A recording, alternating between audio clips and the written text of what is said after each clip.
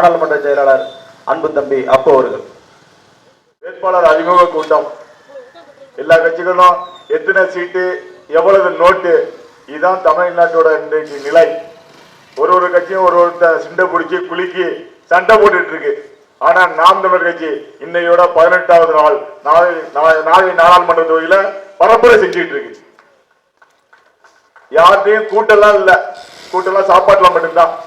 தேர்தலில் தனிச்சுதான் 40 தொகுதியிலையும் 20 பெண்கள் 20 ஆண்கள் நிறுத்தி உறுதியா நாங்க வேலை செஞ்சுட்டு இருக்கோம். எல்லாம் ஒரு அச்சம் ஏற்படுது.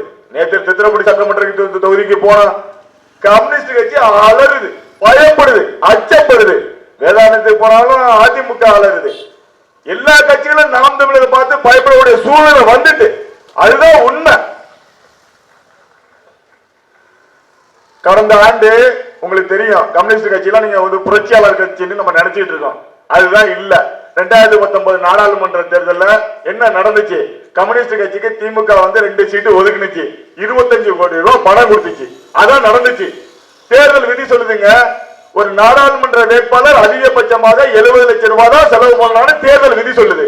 அப்படியே நீங்க திமுக வாங்கி செலவு பண்ணியிருந்தாலும் 1 கோடியே 40 லட்சம் ரூபாய் தான் நீங்க வாங்கணும். எதுக்கு 25 கோடி ரூபாய் வாங்கினீங்க? நீங்க கட்சி நடத்துறீங்களா இல்ல கம்பெனி நடத்துறீங்களா? எங்க பார்த்தாலும் கடையில உண்டியல் குலுக்கி காசு வாங்குறீங்க. கட்சியில இருக்கிறவங்களுக்கு மாசம் மாசம் சண்டா வாங்குறீங்க. இதெல்லாம் கொண்டு எங்க கொண்டு கொட்டுறீங்க சொல்லுங்க. அதுதான் சொல்றோம், நீங்க கம்யூனிஸ்ட் இல்ல கமிஷனிஸ்ட் அப்படின்னு நாங்க சொல்றோம். எங்க தங்கச்சி நாடாளுமன்ற வேட்பாளர் அண்ணன் சீமான் அறிவிச்சிருக்காங்க. அவங்கள பத்தி உங்களுக்கு தெரியுமா? அவங்க ஜெர்மன் தேசத்துல பணி செஞ்சாங்க. படிச்சு முடிச்சுட்டு இவங்க பள்ளிக்கூடத்துல படிக்கவில்லை, எல்லாத்துலயும் நல்ல மதிப்பெண் பெற்றாங்க, 100% தேர்ச்சி பெற்றாங்க. அதனால கோயம்புத்தூர்ல படிச்சாங்க. அப்புறம் ஜெர்மன்ல வேலை பார்த்தாங்க. ஜெர்மன் தேசத்தை பத்தி தெரியும் உங்களுக்கு. முந்தைய ஆட்சியாளரின் வரலாறு பாருங்க.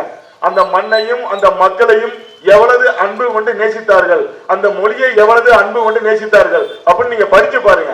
அந்த நாட்டை பாக்குறாங்க, வாழ உள்ள பாக்குறாங்க. என்னடா அந்த மக்கள் இந்த மண்ணையும் மொழியை இப்படி நேசிக்கிறாங்களே, நம்ம நாட்டுல இதே மாதிரி இல்லையே அப்படின்னு பாக்குறாங்க. அங்க தங்கச்சிக்கு 2வது குழந்தை பிறந்தப்ப போய் பாக்குறாங்க. போன உடனே பிறப்பு சான்றிதழ் கொடுத்துட்டாங்க. நம்ம நாட்டுல சாத்தியப்படுமா? 30,000 ரூபாய் செலவு பண்ணணும், 3 மாசம் அலையணும். அதான் உண்மை. அப்ப ஒப்பிட்டு பாக்குறாங்க, என்னடா இந்த தேசத்துக்கு நம்ம தேசத்துக்கும் என்ன இப்படி இருக்கு அப்படின்னு சொல்லி ஒப்பிட்டு பாக்குறாங்க. இன்னைக்கு தங்கச்சி நாடாளுமன்ற உறுப்பினர் ஆனாலே அவங்களுக்கு 1,38,000 ரூபாய் தான் சம்பளம். ஆனா தங்கச்சி வாங்கின சம்பளம் எவ்வளவு தெரியுமா? மாதம் 7 லட்சம் ரூபாய். 7 லட்சம் ரூபாய் விட்டுட்டு நாம் தமிழர் கட்சி வந்திருக்காங்க. எதுக்கு வந்தாங்க சொல்லுங்க? 2018 ஜல்லிக்கட்டு போராட்டம் நடக்குது, அதை பாக்குறாங்க. ஜெர்மனில தமிழர்கள் நடத்திய போராட்டத்துல எல்லாம் இவங்க போய் கலந்துக்கிறாங்க. அது மட்டும் இல்ல, ஜெர்மனி தேசத்துல இவங்களே பல போராட்டங்களை முன்னின்று ஒருங்கிணைத்து நடத்துறாங்க. தமிழ்நாட்டில் நடந்த மாணவர்கள் பொதுவான போராட்டங்களுக்கு எல்லாம் இவங்க என்ன பண்றாங்க? நிதியுதவி கொடுக்கறாங்க. நாம் தமிழர் பிள்ளைகளுக்கு ஊக்கம் கொடுக்கறாங்க இந்த ஜல்லிக்கட்டு போராட்டத்துக்கு.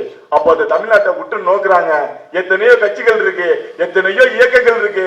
நாம் தமிழர் கட்சி தனித்து தெரிகிறது. எங்கள் அண்ணன் சீமான் தனித்துவமா தெரிகிறார். அதனால என்ன பண்றாங்க? ஜெர்மனியில இருக்கவர்களே நாம் தமிழர் கட்சியில சேர்ந்துட்டாங்க. உடனே இந்த பணி வேண்டாம், நம்ம தாய்நாட்டை காப்ப வேண்டியது இருக்கு, நம்ம தமிழ்நாட்டை பாதுகாக்க வேண்டியது இருக்கு அப்படின்னு சொல்லிட்டு வேலையை வேண்டாம்னு சொல்லி 7 லட்சம் ரூபாய் மாதம் சம்பளம் வாங்கினவங்க இன்னைக்கு கோயம்புத்தூர்ல சில இடங்களுக்கு பணி செஞ்சுட்டு இருக்காங்க. அப்படிப்பட்டவங்க இவங்க நாம் தமிழர் சேர்ந்து பல போராட்டங்கள் முன்னெடுத்திருக்காங்க. ஸ்டெர்லைட் போராட்டமா இருக்கட்டும், பரந்தூர் விமான நிலைய போராட்டமா இருக்கட்டும், ஸ்ரீமதி கொலை வழக்கார்கள் எல்லாத்துக்குமே போராடி இருக்காங்க. மக்கள் நல போராட்டங்களுக்கு போராடி இருக்காங்க. போராட்டி பல வெற்றிகளை குவித்திருக்காங்க. அப்படிப்பட்டவங்க இவங்க எதுக்குமே அடிமையா, தங்கச்சி எதுக்குமே அடிமையாக மாட்டாங்க. இவங்க வந்தாங்கன்னா அந்த மண்ணும் மக்களும் நல்லா இருக்கும். நீங்க பாருங்க, இந்த கம்யூனிஸ்ட் கட்சி ஒரு நாடாளுமன்ற உறுப்பினருக்கு வருடத்துக்கு 5 கோடி ரூபாய் அரசாங்கம் நிதி கொடுக்குது. அவங்க விருப்பப்பட்ட திட்டங்களை செய்யலாம். இந்த பள்ளிக்கூடத்துல கழிவறை இல்ல, பள்ளிக்கூடத்துல மேற்கூரை இடிஞ்சு விடுற மாதிரி இருக்கு, கணினி வசதி இல்ல. இதெல்லாம் இந்த நம்ம நாகப்பட்டினம் பாராளுமன்ற உறுப்பினர் செஞ்சிருக்காரா? நீங்க நம்ம நாகப்பட்டினம் பாராளுமன்ற உறுப்பினர் பார்த்திருக்கீங்களா? பார்த்ததே இல்ல. ஏன்னா தேர்தல் நேரத்தில் வந்தாரு, தேர்தல் முடிஞ்சிச்சு, நன்றி சொல்ல வந்தாரு. நன்றி நன்றி நன்றி நன்றி நன்றின்னு வந்தாரு. அதுக்கப்புறம் பார்த்தோம்னா வருடந்தோறும் ஒரு பொங்கலுக்கு ஒரு வாழ்த்து செய்தி அடிச்சு ஒட்டிருக்கு. அதுதான் நிலை. அதுக்கு மேல ஒண்ணுமே செஞ்சதில்ல. நாடாளுமன்றத்தில் விவாதம் பண்ணிருக்காரா? ஒரு தனி தீர்மானம் கொண்டு வந்திருக்காரா? எதுவுமே செய்யல, எதுவுமே செய்யல. அப்புறம் என்னதான் செஞ்சாரு? ஒரு ஆண்டுக்கு அவர் 5 கோடி ரூபாங்க, 5 ஆண்டுக்கு 25 கோடி ரூபாய் அரசாங்கம் நிதி கொடுக்குது. அதை என்ன செய்யறாரு? ஒண்ணுமே செய்யலங்க. நாங்க தங்கச்சி அந்த திருக்கோலைக்கு போனோம் ஒரு கூட்டத்துக்கு. நம்ம அங்க கொலப்பாட்டுல கூட்டம் நடக்கல. அப்ப தங்கச்சி ஆசைப்பட்ட, அண்ணா திருக்கோலையா திருக்கோலையா திருக்கோலையான்னு. ஆமா ஆமா ஆமா ஆமா அண்ணா, இங்க ஒருத்தர் வளர்ந்தாருன்னு சொல்லுவாங்களே, பெரிய திருடரா இருப்பாருன்னு சொன்னாங்களே, சரி அப்படின்னு சொல்லி கேட்டாங்க. வாங்கம்மா அந்த வீட்டுக்கு போவோம் அப்படின்னு சொல்லிட்டு போய் தங்கச்சி நிக்க வச்சு போட்டோ எடுத்தேன். தங்கச்சி அந்த போட்டோவை முகநூல்ல போடுங்க அப்படிங்கிற போடவே மாட்டாங்க. ஐயோ அதை மட்டும் தான் செய்ய மாட்டேன். சரிடா அதை முடிச்சுட்டு நாங்க வர்றப்போ பாத்தீங்கன்னா அந்த திருக்கோயில ஒரு நிழல் கூட கட்டியிருக்கு. பார்த்தா நமது நாடாளுமன்ற உறுப்பினர் மா செல்வராஜ் அவர்களின் நிதியிலிருந்து கட்டப்பட்டது. எவ்வளவு திட்ட மதிப்பு? 30 லட்சம் ரூபாய். நல்லா பாத்துங்க, 30 லட்சம் ரூபாய். அதோட மதிப்பு எவ்வளவு இருக்கும்? 6 லட்சம் ரூபாய் இருக்காதுங்க. 24 லட்சம் ரூபாய் போட்டாரு. சரி, திருக்கோயிலால உங்களுக்கு எப்படிப்பட்ட ஊருன்னு தெரியும். அவங்க கொஞ்சம் புடிங்கிருப்பாங்க. ஏன்னா அது திருட்டுக்கே பேரு போனது. சரி பரவாயில்ல, சரி இவர் மேல எந்த ஒரு பிரச்சனையும் இல்லப்பா, அதை புடிங்கிட்டு விட்டாங்க அப்படின்னு நம்புவான். சரி, நேற்று சித்தம்பள்ளி போறோம். சித்தம்பள்ளியில ஒரு நிழல் கூட இருக்கு. சித்தம்பள்ளி எப்படிப்பட்ட ஊர்? எஸ் சி முருகன் அவர்கள் 1977ஆம் ஆண்டு பாராளுமன்ற உறுப்பினரா வராங்க. அவங்க பாருங்க 79 இந்த நம்ம நாகை மாவட்டத்துல தஞ்சாவூர்ல மிகப்பெரிய புயல் ஒண்ணு அடிக்குது. அப்ப என்ன பண்றாரு? வீட்டுல இருக்காரு, தன் பிள்ளைகள் வீட்டுல இருக்கு. பிள்ளைகள் வீட்டையே தூக்கி பரட்டி போடுறது. ஓலை குடிசையில இருக்காரு. இவரு விடிய விடிய அந்த கூரையில உள்ள மேற்கூரையை புடிச்சுக்கிட்டு இந்த பிள்ளைகளை பாதுகாத்துட்டாரு. நீங்க உங்களால் நம்ப முடியுதா? ஒரு நாடாளுமன்ற உறுப்பினர் தன் பிள்ளைகளை புயல்ல பாதுகாக்கிறதுக்கு கூரையை பிடிச்சி தொங்கிருக்காரு, விடிய விடிய தொங்கிருக்காரு. அப்படி ஒரு நாடாளுமன்ற உறுப்பினர் இந்த மண்ணுல இருந்திருக்காரு. அதோட மட்டுமில்ல, காலையில எழும்பி விடிஞ்சதுதான் தெரியும். பக்கத்துல ஒரு சைக்கிள் எடுத்துக்கிட்டு இங்கிருந்து போயிருக்காரு, முத்துப்பேட்டை போயிருக்காரு. அங்கிருந்து தமிழ்நாடு வந்திருக்காரு, வேளாண்மை வந்திருக்காரு, கீழையூர் வந்திருக்காரு, வேளாங்கண்ணி வந்திருக்காரு, நாகூர் வந்திருக்காரு, நாகப்பட்டினம் வந்திருக்காரு.